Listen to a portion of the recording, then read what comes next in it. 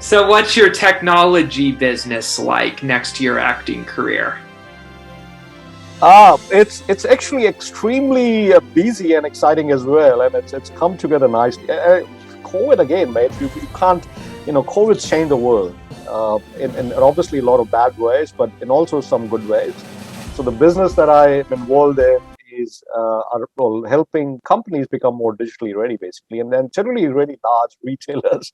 I happen to have a bit of expertise in the retail industry. So over in the US, I've worked for the likes of Walmart and Nordstrom and several others, helping them on their technology journey. With COVID, has to become, I'm sure you are buying online. Everyone has to buy online, except companies, especially big retailers, have not been ready to service you as a customer online as well as you would like it to be. It's not quick enough. It's not efficient enough. So my business has gone through the roof, interestingly, because everyone now wants to get better at being able, selling online, and I in that space. So it's been very busy. It's occasionally, been bit of a struggle to take time out for the acting, but I generally make it work. But yeah, look, it's working well. I'm happy with the way things have gone, both business wise and some of these acting gigs that keep me creatively happy. That's very great to hear, and I'm glad that both businesses are working out for you. Fingers crossed. Yeah, yeah. Well, I look living the dream. I say that what started out being maybe a potentially midlife crisis thing has turned out to be a good phase. It's a new me. I've managed to brand myself. No, I should, by the way, mention I have a third life, if you will, or a third side to what I do. So apart from the digital business and the acting, I'm actually an aspiring politician as well. I'm actually I'm a candidate in the local government elections coming up in less than 40 days in the city of Ryde. So city of Ryde is a suburb of Sydney. It's a pretty big deal. It's a very large suburb, and I decided to put forward to just try and change things. I like things to be better. uh, Aspects around climate action, which I don't see enough from the politicians. It's aspects around helping the disabled more, helping the multicultural communities more. I'm passionate about those topics, and I decided to plunge myself into and hopefully be able to make a difference. So there is a third business, if you will, or the third aspect of my life apart from digital and acting, and yet the third one's politics. So, you want to help special needs people as well, right? Is that what you said? Absolutely. Yeah, social inclusion is a extremely important topic for me. I and it's something that I don't see enough action on, and I think yeah. So I mean, short answer, yes.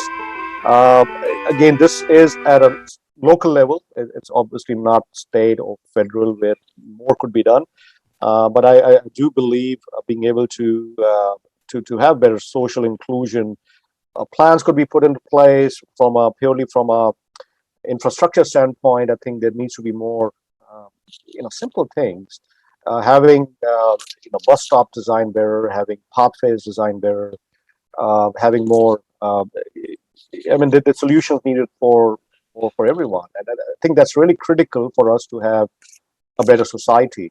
And and honestly, I'm quite sick and tired of the politicians or the typical politicians just talking more, doing less, or I'm a non-politician wanting to just help the community, and I'm doing this with a lot of passion.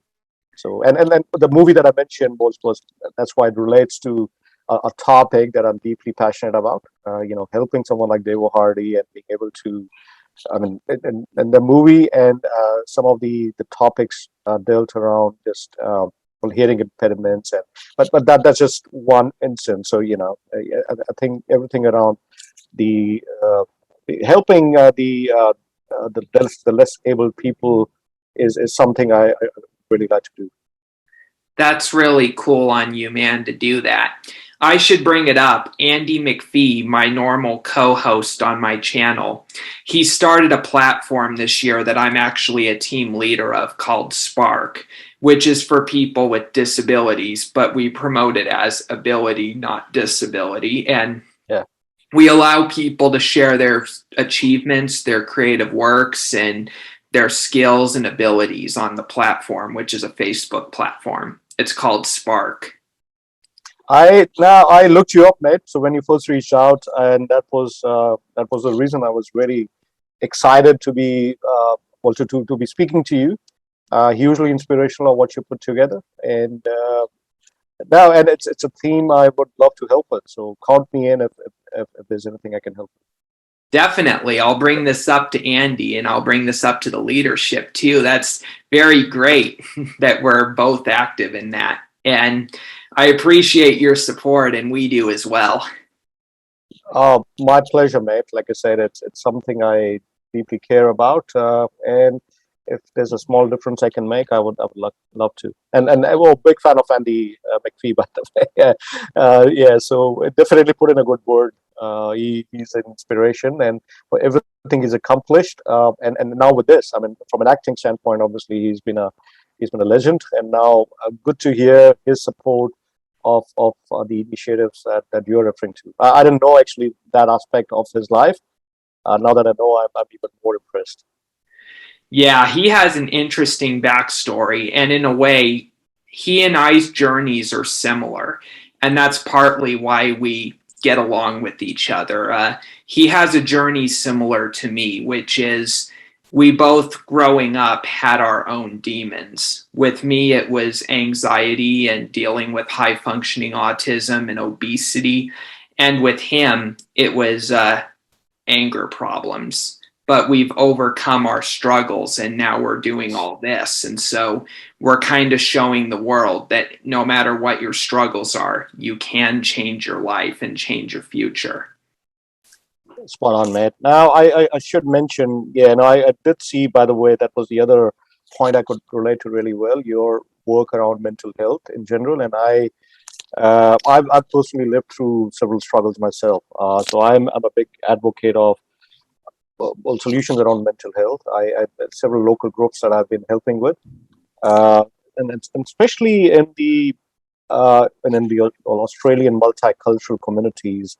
It's a problem that's often overlooked.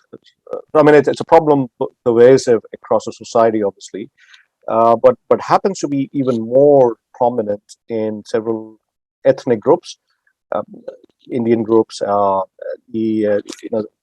mean, I would like to help change things. So there's several initiatives that I'm working with locally just be to highlight the issues, to be able to offer platforms to solve and help people who are looking for help, or even if they're not looking for help, at least provide them an avenue to understand what could be done. Yeah, that's really good. I'm glad to hear that. We're active in several mental health charities from Mindful Australia and Live In and a few others, and we're also anti-bullying activists. Saw that, and yeah, absolutely. Look, it's something does not get talked about enough. I mean, obviously, um, it's especially well. So there is the multicultural bit. There is it happens to be more pervasive there, and it happens to be more pervasive in general, even in men. And I actually got to locally I help a few uh, mental health groups focused on men in general, and uh, it's well, more of that's needed. I think men in general don't speak up enough. Don't it's probably like all of us want to be thought of as strong and we want to appear strong. And I think in the society like the one that we live in, but it's we need help. So yeah, no, well, again, it's so many things, mate, that could be done. If there's anything I can help with your initiatives, please definitely let me know, and I might count you in for some of the bits I'm working on as well. That's great to hear. I appreciate it. So, Yeah, just wondering, did you deal with racism or any of that when you went into the industry? Uh, I wouldn't say just the acting industry, but no, look, yes, my short answer, yes. Over it's a very interesting question, by the way. I mean, racism exists in so many forms, right? So I don't want to just pinpoint like one country or city. Growing up in India, India has its own racism and casteism issues, and unfortunately, yeah, issues like that exist in United States. They exist in Australia. I've faced them firsthand on several occasions, but that has not constrained me for in thinking of myself as able enough to keep moving and to aspire for things that I would like to achieve. So, short answer, yes. Even though I've faced them, I think it's only made me more resilient, and it's not made me have a negative view of the world. It's actually helped me just be able to uh, keep putting my best foot forward, always, and always start off with the assumption that everyone around us is good, even though they may not be behaving as good. And I actually begin to realize it's a good way to change people's opinions in a really good way.